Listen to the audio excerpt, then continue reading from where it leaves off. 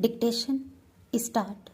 Now, one of our state which in comparison to others is more prosperous in Punjab, where there is hardly any big plant, but there are plenty of small industries.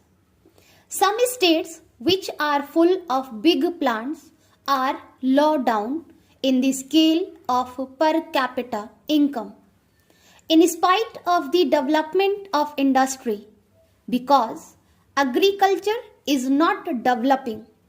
So, I beg of you to think a great deal more about developing agriculture, and as a part of the program of and reform, that program must be completed.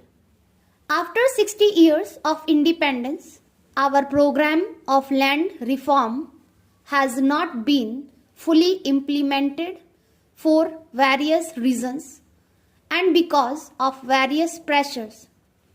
This must be borne in mind. I hope you all realize that this business of planning, of developing, is not a thing for each state to do by itself or for the center alone.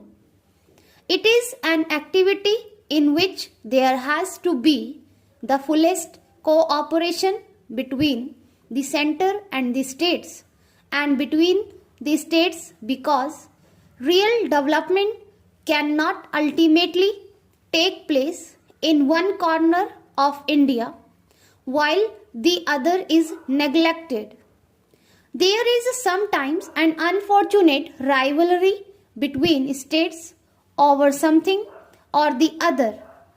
Healthy competition is good, but this rivalry is not a good, and you must look upon this whole planning and developmental process as one complete whole for India, with the states and the center cooperation all the time. In the last 12 or 13 years, we have gathered much experience in planning. Through success and failures, I think that on the whole we plan well. I think also that on the whole we do not implement well. It is not good to have a theoretical plan and not implement it fully. Plan development is a complicated matter which takes you right down to the lowest rungs of the administrator ladder. To some extent, I have a feeling that these rungs of administrative ladder are not functioning as they ought to. We have some very good administrator, but it is not a good man by himself who can do much. The whole tone of the administration has to be improved, right down to the revenue official and other officials. Sometimes there is a conflict between one department and another. Therefore, each state has to tone up its administration, and ministers have to give little more time to administrative work. One of the things we have learned from planning these last few years, and this has been stressed in the third plan report, is the need for perspective planning. You cannot plan for a year or even for 5 years. You have to think 20 years ahead and work up to those objectives. What happens is that we plan for 5 years as if we are going to start a new scheme of things at the beginning of every plan. There is no such thing. Planning is a continuous process.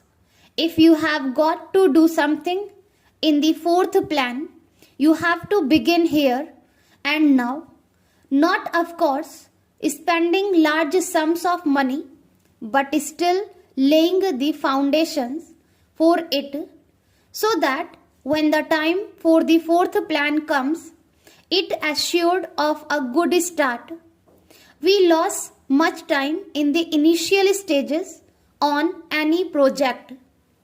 This is totally unnecessary. Therefore, I think in your agenda there is provision for the preparation of the fourth plan. Those arrangements must proceed now in the middle of the third plan. In the notes supplied to me, I remember to have read a statement that we are now in the middle of the 55 years of planning since independence. 50 years is an adequate time, and therefore half of this period is a good time to make an appraisal of the situation. I would beg of you to remember that although what you have already done is important, it is not very important by itself. An old factory or factories or something else you put up, you have to go to the roots of the economic problem. The roots lie in agriculture and the enormous material in the form of 950 million or more people.